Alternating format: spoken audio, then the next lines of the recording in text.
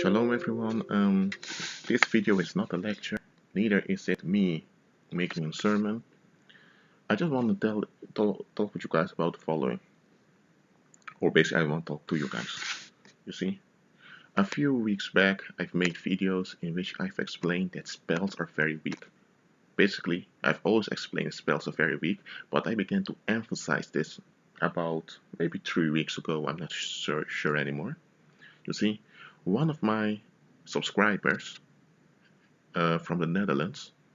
Um, he also pointed out in his comments that it's very weird how much energy and effort people place in spells that are so weak. All spells are weak. Now, based upon, first of all, if you're listening to this and you're the Dutch follower, Dutch subscriber I'm talking about, you've contributed a lot to also my growth. Okay, so thank you very much. I won't mention the name. The individual involved knows who it is. Well, okay.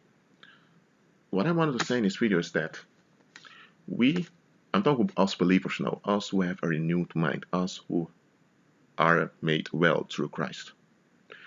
When we see danger, we want to flee danger, or when we want to be ahead of danger. Or when we cannot avoid the danger, we go to the Word and we pray so that we will know what God expects of us. Okay? Anyway, when we see harm, we want to deviate from harm. We want to leave harm. You see, that's a natural, healthy mindset. Okay? That's not selfish nor self-centered, that's just common sense. Now, I want to reveal to you guys now. It's not really revealing. You might have already known this, but I'll point it out to you. A lot of people, they are sustaining their own hell. Let me repeat this.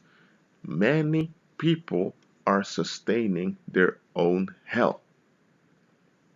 You see? Let me give an example of this.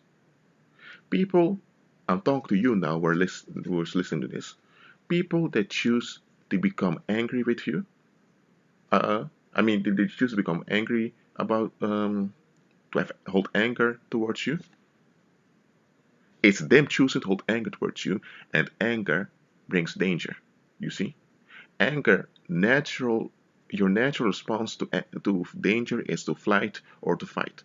So when you sense anger, it's a sign that there's danger. Okay, but you should never hold on to anger. See, so them holding on to anger is they're out of order completely. They're completely wrong. Okay, so now they choose hold anger towards you, and they realize very well that it's the best for themselves and everyone around them if they let go of that anger and if they look inside and acknowledge that the reason why they're holding on to anger is because they're covering up something. So the fact that they're holding on to anger is because they're hiding stuff that they can't defend. So they're angry with you, right? And they persist in being angry with you, even though you're not responsible for them remaining in hurt. Now listen, even if you did something onto them, holding on to anger is not wise, nor rational, nor beneficial to anyone. But most of the time, you didn't do anything to them. You see, they're just targeting you. But they keep on doing it, and they keep on looking for evidence against you, despite that evidence being non-existent. So what's going on? They are maintaining their own hell in order to preserve their pride, in order to maintain their addiction to whatever it is. More often, it's an addiction to being right. They are preserving and recreating a negative atmosphere in which they can feel justified in, in accusing you.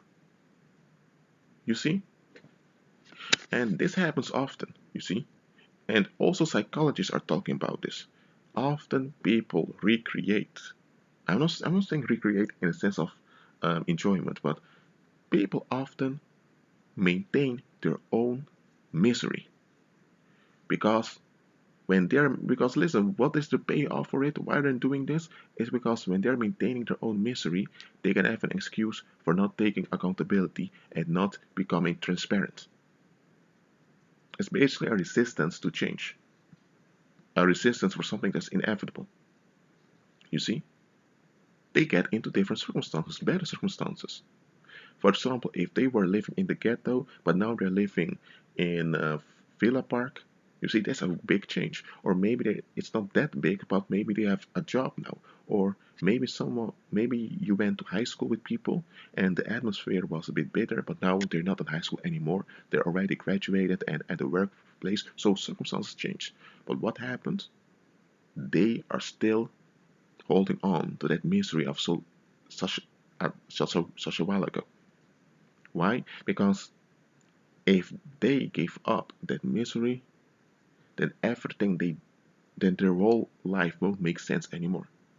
In order for them to remain self-centered, in order for them to justify their self-centeredness, in order for them to justify their neglect of others and their greed, they have to have some misery in order to have an emotional defense against people seeing through them. So understand as well, not everyone wants solutions. Some people just want to be relieved from the dangers of their misery, but they don't want to give up the misery themselves. You see, they've become attached to that misery, and that misery has become their precious.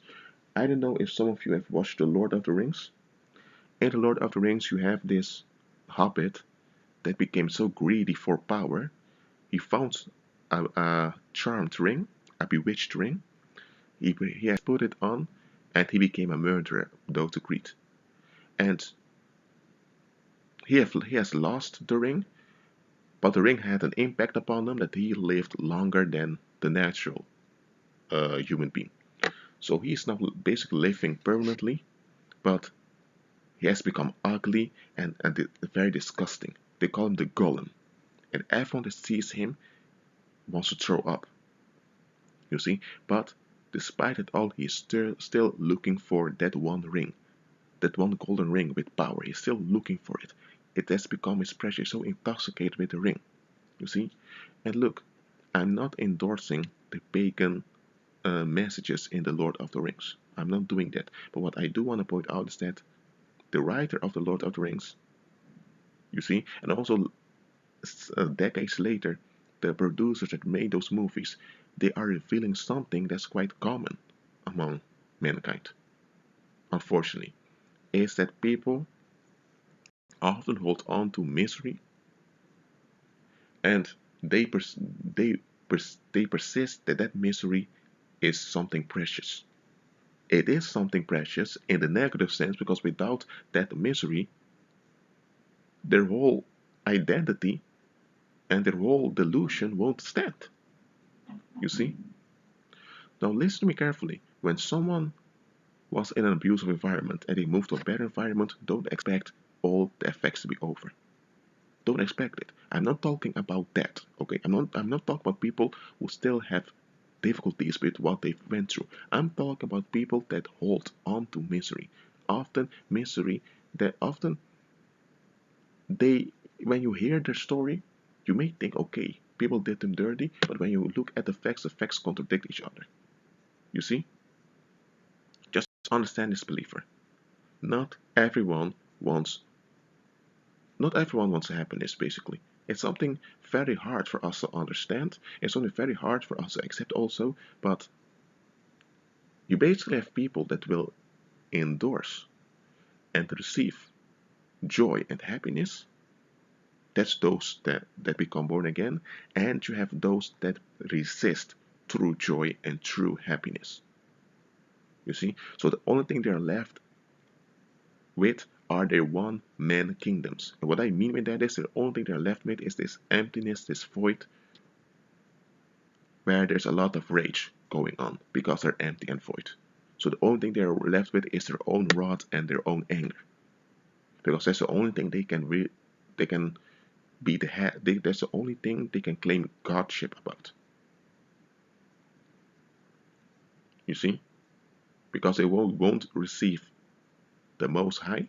They won't acknowledge the Most High. They want to be the Most High, but they can't be the Most High. So the only thing they can be the Most High about is their own rage, and that's what they are choosing. Well, I just wanted to talk with you about this, and so that you will realize that just keep moving on with the Lord. Everything works out fine for you because you're a believer, you're called according to the purpose of the Most High, and you love the Lord God. That being said, you all, be blessed. Shalom.